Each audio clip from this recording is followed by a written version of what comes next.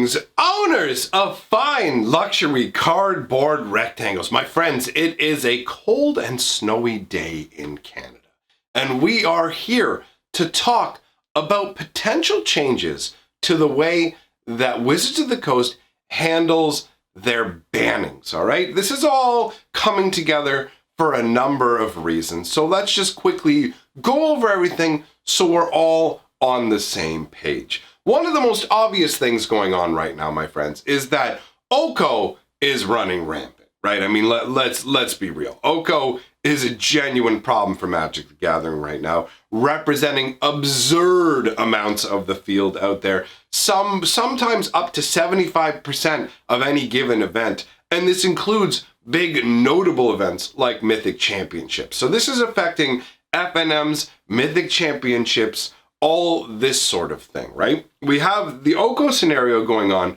We have people clamoring for bannings. We also have the scenario with Pioneer going on right now, where Pioneer is a brand new Magic format. And I mean brand new. So it hasn't really had time to evolve as a format, to define itself as a format. And at this point, it's got a keen eye kept firmly on it in terms of, okay, what's going to emerge? What needs to be banned? We saw last Monday that there were 3 cards specifically banned in Pioneer. They got rid of the Saheeli Cat. I mean, they didn't get rid of Saheeli, but when I say Saheeli Cat, you know what I'm talking about, the Felidar. They banned the Felidar because, I mean, that one was obvious. The Saheeli Felidar thing was a carryover from when it was a problem in Standard. But then they also banned Oath of Nissa and the Green Leyline for other reasons. And those ones surprised me a bit, but admittedly, I'm also not like someone who's like, oh, what's going on with Pioneer 100%. You want that kind of information? Check out my boy Rogue Deck Builder. He's got his thumb on the pulse of Pioneer. That guy knows what's up when it comes to Pioneer. But regardless, that whole Rogue Deck Builder thing aside, Pioneer is a new scenario where they've decided to make the format as healthy as possible, to give it a chance to grow. They're going to do very frequent ban announcements for it. And what this means is once a week, today's the day actually, so we may see some announcement of that nature going on later today. And if it does drop, I will cover that. I also want to talk about the mystery booster information that was dropped, but I'm not going to get too much carried off to the side here. Either way, they are doing weekly Pioneer ban announcements in an attempt to foster the health of this new format. Now, these ban announcements don't necessarily automatically mean there's going to be bannings. So they may do an announcement today and say, we're not doing any bannings today. But they intend to every single week put out a statement whether they're doing bannings or not. And when they originally launched this Pioneer ban concept, originally they were going to do it on what's known as like an ad hoc basis. And what that means is as needed without any kind of forewarning. So if it was 2 o'clock on a Friday afternoon and they were like, you know what, we've got to ban Flubelgluber, they would just go, Flubelgluber's banned, just like that, just as it's needed, instead of an organized sort of structured banning scenario. So the fact that they're doing these bannings once a week for Pioneer, which they made the change, they decided they were going to do weekly instead of ad hoc because all of a sudden companies like Star City Games and other organizations were adopting Pioneer a lot faster than anticipated. So to give some measure of stability, Wizards of the Coast turned around and said, you know what we'll do is we'll do the banning announcements once a week. So you don't have to worry that like 5 minutes before you go to an event, oh, by the way, the card your deck builds around, it's gone. So you've got like a week at most between the chains, not a week at most between the chains, but you have a week to enjoy whatever cards without having to worry about them getting banned out from underneath you. So this opened up a wider discussion about what is actually the most appropriate banning schedule for formats other than Pioneer. Why can't they do like more frequent banning announcements when it comes to other formats as well? And so this has led to Wizards of the Coast actually putting in a poll over on Aaron Forsyth's Twitter. Now this poll is new enough that by the time you see this video, you'll still have the opportunity to be a part of this poll. So if you want to go on over to his Twitter account and vote, I put in my vote. If you want to go ahead and put your vote in, you can help to shape and influence what they're doing. Twitter is one of the vectors that they use to acquire feedback from the player base. And I also happen to be on Twitter. So if you want to follow me there, I have a shamefully small amount of Twitter followers. You can help me get that number be big and throbbing just the way that people like it. You know what I'm saying? You get what I'm saying? Anyhow, here's the breakdown of the options on the poll. You have scheduled status quo. You have scheduled more frequent. You have ad hoc. And you have other please explain. Now, to break down what these are, scheduled status quo means maintain their current banning scenario, where essentially every 2 months they come along and issue bannings. Now, it used to be quarterly bannings. We used to only get bannings every 3 months. They decided to step it up to every 2 months to try and be more responsive. So scheduled status quo at the current time means bannings every 2 months. Scheduled more frequent is not specific. They're not saying whether this will be once a month, once a week, once every 2 weeks, once every 3 weeks. It is just, we need bans more frequently than we currently have, but still want them scheduled. There's the ad hoc option, which we already covered what that means. That is as needed on demand bans, where as soon it's essentially, it's the most responsive, but also the least like trust building sort of ban. And then you've got other explain please. So the current breakdown of votes goes roughly like this. And bear in mind, these are the numbers as this video has been created. 21% of the people who have been polled have said, keep it the way it is right now. Do a ban announcement every 2 months. 51%, which is the majority in this case, is scheduled but more frequent. 26% want ad hoc, and 2% have come in with other. So, I mean, it doesn't add up to 100%, but that doesn't really matter. It really helps you like break down the idea. Mainly what's going on is the majority of people, by a long margin, are not satisfied with the current way that things are being done. 2 months is not frequent enough. Now, one of the reasons that we're seeing this scenario is the success of Magic Arena, right? And you would think to yourself, you'd be like, well, how can Magic Arena be influencing it that much when MTGO exists and people have been using MTGO for forever? Well, we have to be real about the scenario. While MTGO is a fine platform in terms of giving you access to all kinds of cards, you can go all the way back and get like Black Lotuses, all the old goodness. MTGO reaches all the way back to the beginning of Magic, but it costs money. Arena can be played for free, which is one thing. MTGO costs money. It has a ton of different formats that people are playing. It's not as like heavily standard focused, where Arena is purely standard focused. Yes, they have Historic and they have Brawl, but let's be real. Neither of these are the focus of Arena. Arena is purely a vector for standard as far as I'm concerned, right? And Arena has been wildly successful at drawing in a ton of players. You can see it based on a number of things. You can see it based on the amount of people who choose to watch them on Twitch. You can see it based on the success of their YouTube channels that are dedicated to making standard decks for Arena, and they're doing very, very well. So Arena is a fantastic vector for standard. But what it's done is it's accelerated the process of solving standard. And if you don't know what I mean by solving standard, essentially, just think of it like, you can think of it almost like a mathematical equation, really. Like if that makes it easier to grasp your mind around, it's solve for X, and X is the best deck in any given format. In an ideal world, what you will have is no easy X answer, where you go, okay, this feels like the best deck, but there are other decks that compete relatively well against it. The best thing for everyone is to have a standard where you have a number of different decks that all have a reasonable chance of beating each other. There will always technically be an X deck, which is the best deck, but what you want is to have that deck not be too much stronger than the other decks. Now, when it comes to this current standard, the X deck is very, very, very, very clearly Simic Food. There's no debate. There's no argument. There's no way around it. People can come along and say, oh, my deck beats Oko deck. But the truth of the matter is, when you look at the statistics, when you look at it overall, when you look at the representation, the Oko deck is hands down deck X, right? Now, how fast we get to deck X and solve the format is the genuine problem right now. It's faster and faster. It used to take longer for formats to be solved, where it was like, okay, here's the best answer. Here's the hammer you can use to knock the most people down, right? And that's Oko right now. Part of that is because Arena is free, it's easy access, it's 24 hours a day, so people can be playing it all the time. You can make tweaks on the fly. It's really great for testing standard decks. You can always find competition. There's always ranked play. There's always like gold events you can play and to compete against each other. So there's a lot of ability to perfect and tweak the deck. Plus, Arena is given an advantage in that they release the standard sets earlier on Arena than they do in physical Magic.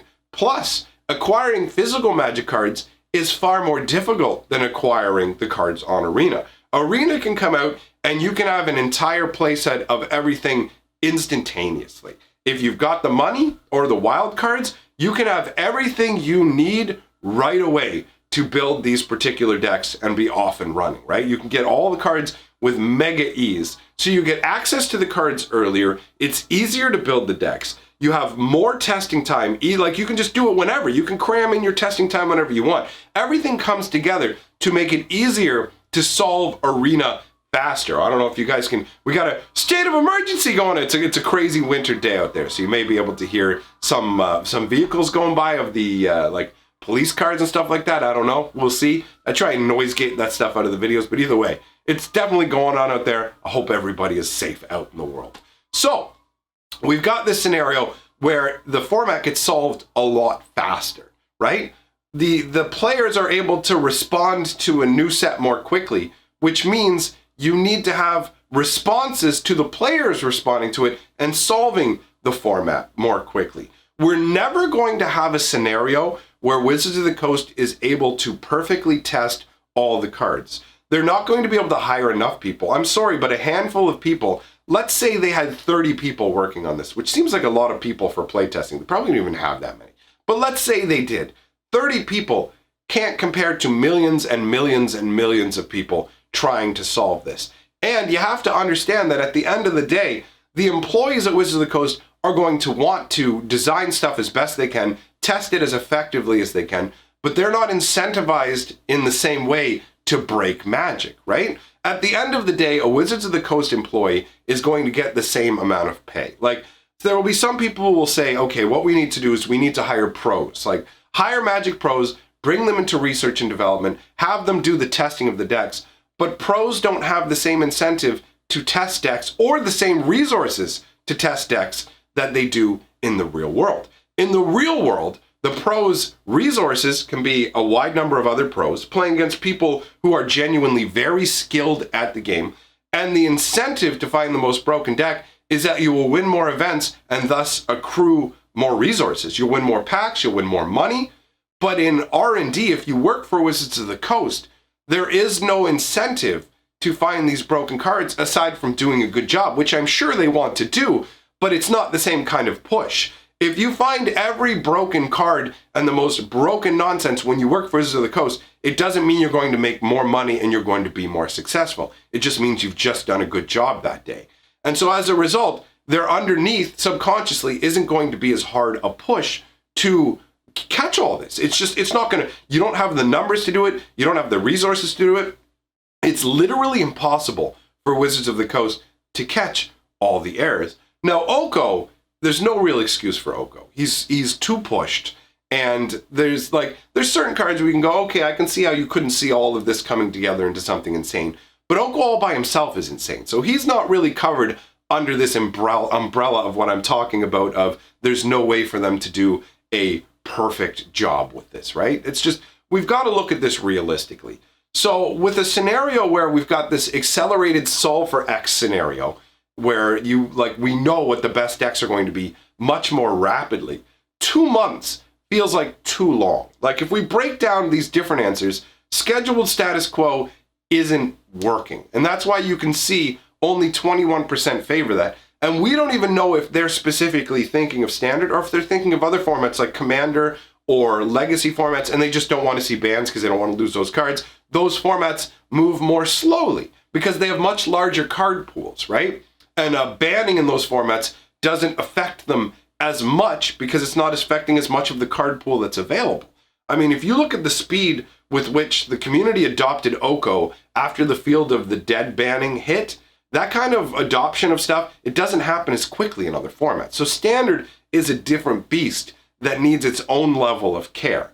And once every 2 months is not sufficient to the task. And we can see that that is clear from the fact that 51% want them to be scheduled and 26% want them to just ban the card when you know it's a problem. Just ban it when you know it's a problem. Rip the Band-Aid off and get it done. Now, which of these is the better answer is really what it boils down to. Is it better to just ban the cards as soon as you know it's a problem and just get in there? Or is it better to have a scheduled scenario where every 2 weeks, every month, something like that? I mean, for me, when I look at it all, I think that it's better to be more responsive. So I think looking at weekly or every 2 weeks doing bans, for me, I think that would be the sweet spot. Now, bear in mind, I'm not an expert. This is my personal opinion.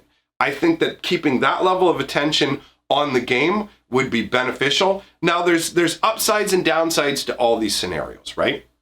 The downside to having scheduled banning announcements is that a problem can go on for longer than it should, like the Oko scenario we're dealing with right now. So you have that situation where problems can linger for longer. So that's the problem with scheduling things. Now, the problem with not scheduling things is one of consumer confidence. And that means basically people aren't going to feel confident that the cards they're using aren't going to get banned before they can use them, right? Like, I bought these cards, I want to use them. Magic cards on the whole aren't cheap. This is not a cheap hobby that we enjoy together, right? So you've got a situation where someone could go out and, for example, I mean, let's just use Oko. Oko is an expensive card. Let's say you buy your Okos at $50. So you buy a playset of Okos. You just spent $200. Are you going to be willing to put $200 down on the table or buy multiple boxes of Throne of Eldraine looking for Oko or other cards if you think that you won't get to use them? The answer is fewer people are going to purchase the product. At the end of the day, Wizards of the Coast is a company. They want their products to move. They want people buying boxes. They want people buying singles on the secondary market. That is all good for the game. All those secondary market singles have to come from boxes that Wizards has sold. Plus, having expensive Magic cards adds prestige to the game. It shows there's a demand for it. It shows that people value it, because that's how people express when they value things. They use their money, right? That's just the truth of it.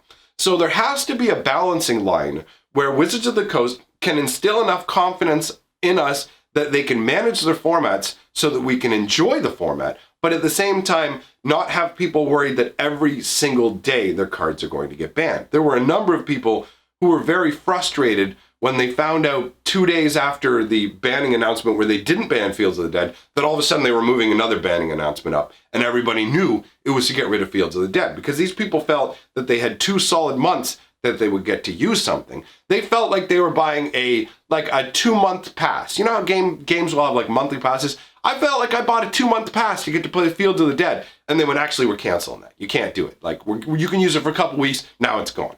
So I understand the frustration. I mean, this is people's money, right? And the money is what you use to pay your bills. It's what you spend on your enjoyment. Money is important. I get that. So for me, honestly, I think that scheduled bannings are the way to go.